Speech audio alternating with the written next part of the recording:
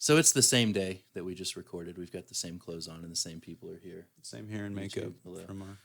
But we're going to batch some episodes. We're going to talk about Eric's update. So you are 5 weeks in? It might be 4.5 weeks. I think 5/8. I think this Thursday is going to be my beginning of my 5th week. So catch people up. You were feeling bad. You got blood work done. Yeah. So went to Kevin's office, got my first shot there. I didn't talk about this. I don't think. Yeah. So the last time that we talked about this, I had not done it myself. So my first shot doing it myself, I was like, I had like the shakes. And I'm like, this is so weird. I'm gonna have to like stick myself. And so we're creatures of habit, right? And so I've gotten into a pretty good rhythm. What I'm about to say, I don't think is endorsed by anybody. So this works for me. But so I do my shots on Mondays and Thursdays, Sunday night and Wednesday night. Mondays and Thursdays are actually owned by the NFL, so you're going to need to pick different days. You can't trademark days. I mean, like they can have games on those days, but I can also inject. I don't know that we're allowed to say Monday or Thursday. Fair enough. I'm going to have to bleep all of this out. So the second day of the week, Without express Tuesday? written consent. Do you start your days of the week on Sunday? that is the way the week actually works. I don't disagree, but I still think it's weird to conform to that. So you inject on Tuesdays. I'm just kidding. Go Mondays. I'm going to shank you. Shake? Shank. Oh, okay. I'm going to fashion a shank out of a plastic spork. So anyways, so like I said, this is not endorsed by anybody, but Except the NFL. So Sundays, yes. So Sunday nights and Wednesday nights. Sunday nights now. I'm just robbing the NFL of all days. They're gonna find me. This is going so far off the tracks. So Sunday, Mondays, and Thursdays. So Sunday nights and Wednesday nights, I will actually draw the night before. I'll leave my tea right next to the sink. I've got everything. I put the 27 gauge on. I set it next to it. I have my little air bubble in there because you told me that that's like the official way to do it. So I get all the liquid gold out of my syringe. You can drop it on your skin too. I rub it. No, don't do it. And then I do the HCG, and then I put the HCG back in the fridge, so everything's ready to go. Because I'm a creature of habit. I like to be able to get up in the morning. I step on, I go to the bathroom, step on the scale, I do my injections, and then I hop in the shower, like just. Yep. Right, and that works for me. Like I said, I don't know if there's any like pros or cons to that. I'm probably going to get a bunch of hate mail after this episode for that, like people saying I'm wrong. You could send the hate mail straight to Baylor of Carrollton because your leg's going to fall off. So no big deal. Cool. So with that being said, we were talking about this kind of off air. Two things that I've noticed, and the one has kind of started to come on more recent, and the one was kind of something I was struggling with maybe like 14 days ago, 10 days ago, and it's subsided, but it was water retention. So I had water retention in like my lower legs and ankles and things like that. That has since gone away, so I'm good there. But I was also more recently, what I've started to notice is back to the days of the week. Sorry, Roger Goodell. But on like Sunday afternoons and Wednesday afternoons, I start feeling a little bit of tiredness. And I think that's probably me just being in a little bit of a trough, right? It's never Tuesdays, it's never Mondays, it's never any of the days like right after. It's always the day right before I need to inject again. Yeah. And it's usually like within that last 12 hours where I start feeling that. So that's really the only thing that I've noticed. I mean, I don't have any sort of like acne anywhere. I don't have any sort of like soreness. My wife and I were talking today, like, I do think I've put on a little bit of lean muscle. Like, I think my arms and my shoulders look a little bigger. They feel bigger, just like, like you're familiar with your body. Like my forearms feel a little bigger. So like, that's encouraging. I'm doing keto right now. And so my weight loss is just kind of stalled. And I think it's probably a little bit of the water retention, and I'm hoping that it's a little bit of the lean muscle mass too. Sure. But yeah, like I feel good. I think one of the things that's been the most encouraging for me is I was never happy with it, but it was just kind of where I had settled in. It would be like, hey, do you want to go for a walk after dinner? Or hey, do you want to go to the park with our daughter? And it would just be like, man, I'm beat. Yeah. Man, I've worked today and I just don't want to do that. And it's like, maybe it's a placebo effect, maybe it's not, I wouldn't think so at but 5 weeks in. it's just like the willingness to get up and do Mhm. that and not feeling like I'm just Yeah. drained and just don't want to do that. So like, as a family, we'll eat dinner, and if we have time, if it's still early enough in the evening and not going to interrupt with bedtime for our daughter, we'll get up and we'll go for a walk around. We live in an apartment right now, but we'll walk around the apartment complex, and I mean, it's been fun. It's been fun to feel like I have a little bit of control in my life again. Yeah, That that I'm was a not big one for me. I was just talking to Kevin Clay about Mhm. it Yeah. yesterday at work.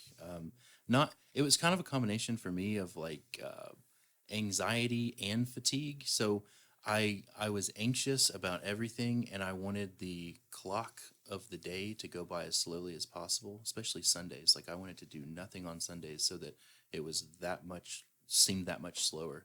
But then once I got on testosterone, it's like Sundays don't mean anything. It's just cowboy day now. Like it doesn't. There's no effect. I can do. My wife is huge on like last minute plans, and they don't bother me. They were paralyzing before, so all that kind of stuff. I think I convinced myself that I viewed not going out and doing things as restful, and really it wasn't so much that it was restful as it was I wasn't being honest with myself, and I just don't have the energy to go do that. Yeah, Right. And so, just like I said, like having that feeling of like I can go do what I want. I can, if I want to go do this, like, and just having the desire to go do those things is, I think, half the battle. And that's been Yeah. so exciting and encouraging for me. so feeling significantly better, would you say, or I, it's one of those things that like it's confusing because like I didn't have a lot of the symptoms that other people had before TRT. Yeah. And so to say that like, mentally speaking, that I'm like not in this brain fog, like I didn't really feel like I had a brain fog. Maybe it's TRT, maybe it's, other things at play, but like I'm in the process of switching roles at my company. Like I was really just dissatisfied with my job, but wasn't really saying anything to anybody, and I was just showing up every day and just kind of doing my job. And in the last just week, like I had some conversations with the recruiters and had some conversations with leaders like, hey, I don't think that I'm getting utilized, and I'm actually looking around at other jobs, and I really don't want to leave because I like the company and the culture, but I just want to do something different because I don't feel challenged. And just like I think maybe I'm attributing it to that, maybe I'm not, maybe it's not related to TRT, could be? but just looking at like I'm finally just taking a step in a different direction and just using skill sets that I have that I'm not really using, right? So I'm moving, or I'm potentially moving from an operations position that's more of like an account management position over to sales, right? And I like sales. They have a personality test that you take when you first started the company, and all of my responses were like off the charts. I can't picture you in a sales role. That's interesting. That'd be perfect. Good. Yeah, that'd be perfect. Thanks, man. Yeah. I can chime in on that and relate to your need to feel challenged at your role at work. I'm currently in that.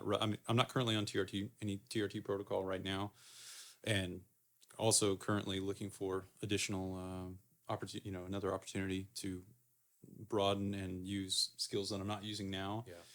And it's been the hardest thing. I'm not on it. I don't feel motivated. I'm in a comfortable spot, paid decently. Yeah. But through some encouragement from friends, Me. no one in this room. I'm seeking opportunities and hopeful that there is an opportunity that I will be presented in the next week or two. But That's awesome. it's been incredibly difficult to dig out of that with that. I mean, not being on and not feeling. The other thing is too, we're all at the stage of we're homeowners and parents. And I'm not a parent, but husbands and things like that. And sometimes around the house, little projects build up. And I'm very much of a person that's like, I like lists. I like a punch list basically. Yeah. So Saturday morning, I got a punch list. Go to Lowe's, get some fertilizer. Go, do this, change this light in the house, clean this area, things like that. I think I got to tell you, like, there's been no motivation to want to do those things, and that's where I'm hoping, and you'll see for future episodes that that I'll be getting back on TRT very soon. Yeah. Yeah. When Ian interviewed I believe at in it. my place of business recently, the feedback that I received from the hiring manager was something like, Ian is the type of so and so would be silly not to hire Ian. Ian is the type of person that even if you don't have room for, you mention to so and so and make room for him. I was like, all right, That's high Yeah. praise. yeah, and this is not a person that beats around the bush. I did not expect her to have kind words, but I expected her to tell me. Does she listen? To the show? Yeah. Probably. Everyone listens to this show. No, of course she doesn't listen to the show. Number 3 podcast in Malta and Malaysia. That's right. Yeah. So We reached 155 in the United States of America. heck yeah, we did. Yeah. America. 155. Coming for that top 100. You know how many podcasts there are? Almost 1 million. And I'm better than 900 and some odd thousand of them on that one day for that one episode. They don't rate them like For that half hour. overall for that 12 minutes probably. They don't rate. I wish they did. Like, you can't find subscriber numbers, which is frustrating, and you can't find like an overall ranking. You can just see where each episode ranks. So it's kind of frustrating. Can I ask you? You mentioned brain fog. Was that something you were? Was We explore not. that. You were not struggling with that. No. Okay. Because and this is not follow up with the Ian episode, but that's something I was definitely dealing with. Yeah. It's pretty scary. It's, Like what is that? I mean, just because I'm on the outside of that kind of symptom, like what does that look like? Like, because you've been on It's it like- and you've been off of it. So what does that look like? What is that? It's waking up in the morning, sitting down at your desk at work, and just feeling really disconnected from reality. You feel like your memory is Feeling like you slipping might not away. even be there Yes. in a sense. Wow. Like It's- a depersonalization almost. Yeah, I would agree. Like, and you feel like short-term memory for me was a problem. Like, some friends will say I have, freakish memory of things that happened maybe 10, 12 years ago, but I can't remember what we did last Saturday.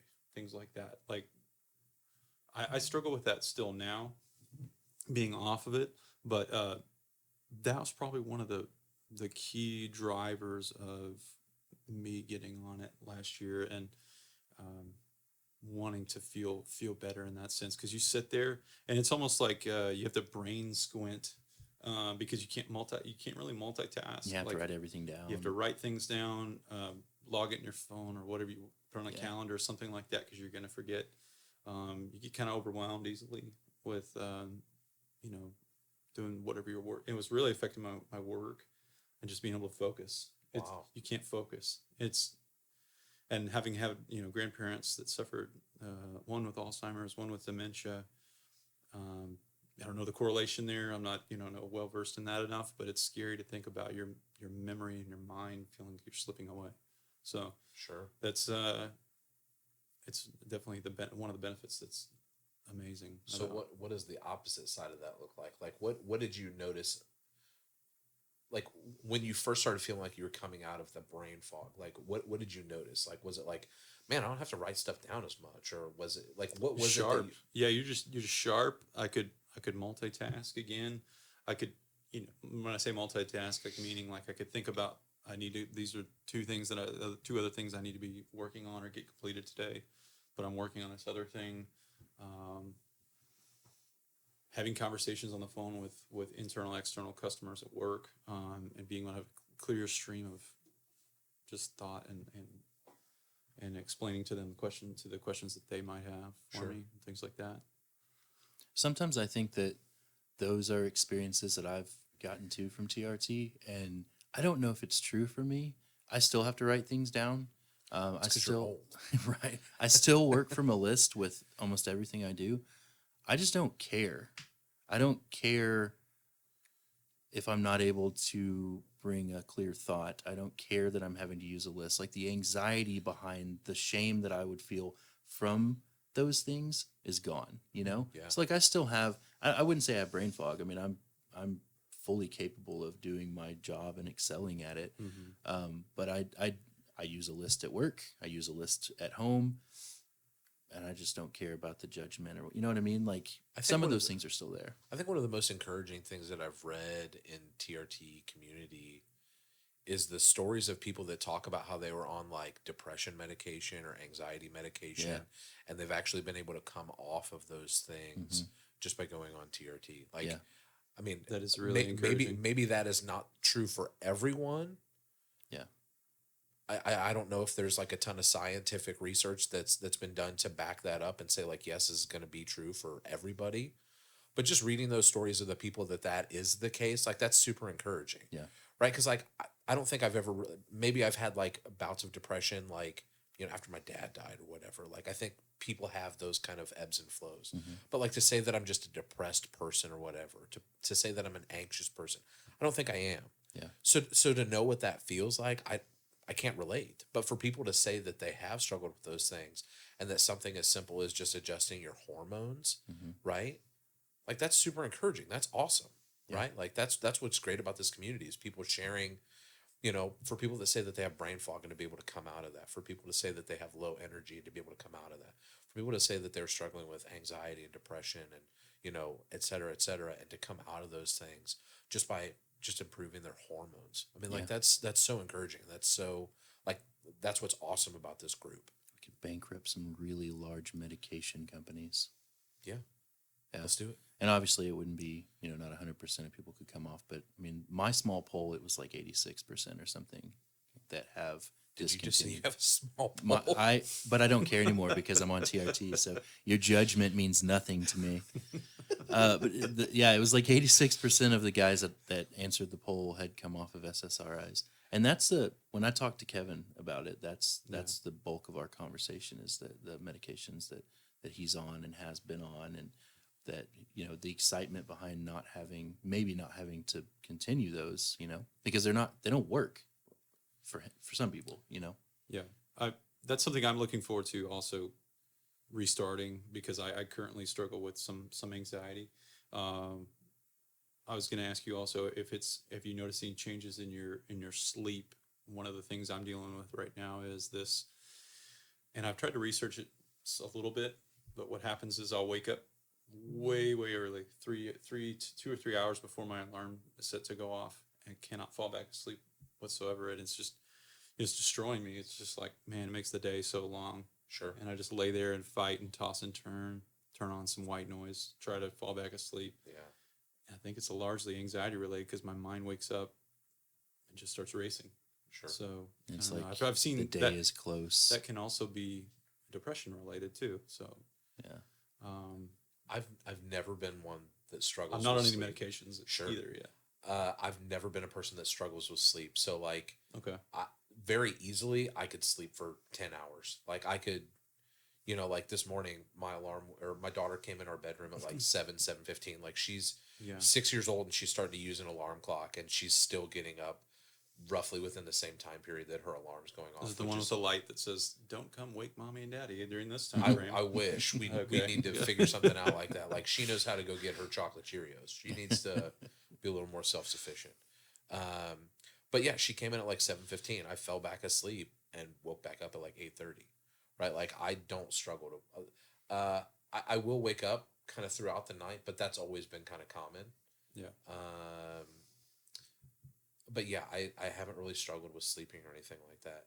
I think part of the waking up for me though is, so like I mentioned, I think in the last episode, I'm doing keto, which if you're just because you're typically not eating as many vegetables, like especially starchy ones like potatoes and carrots and things, when you're eating those things, a lot of times, especially the really earthy kind of in ground kind of root vegetables, you're missing out on certain nutrients and minerals and things like that. So I've been trying to take multivitamins now, Yeah. because it'll help supplement that, especially with like magnesium and manganese and Mm-hmm. like those lower levels of those minerals will actually affect your sleep. So I've Right. noticed it there, but that was before I started TRT. So I don't think there's a correlation.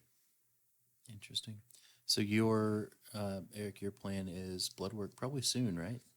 Yeah, so I'm probably a month out. My next appointment I think is October 16th. Okay. So I'm about halfway through kind of the first, let's see how things are going. I feel really good. On a super personal note, like my wife and I have gone from like maybe once, twice a week to having sex to like, Third shift. I mean, it's like 2 to 4 times a week consistently. Like, and from an intimacy standpoint, like that's been really great for us, right? Like, I mean, I think, sex isn't bad for anybody. I think it's good for mental health and physical health. And, Sure. But it's been really good for our marriage. And it's been funny.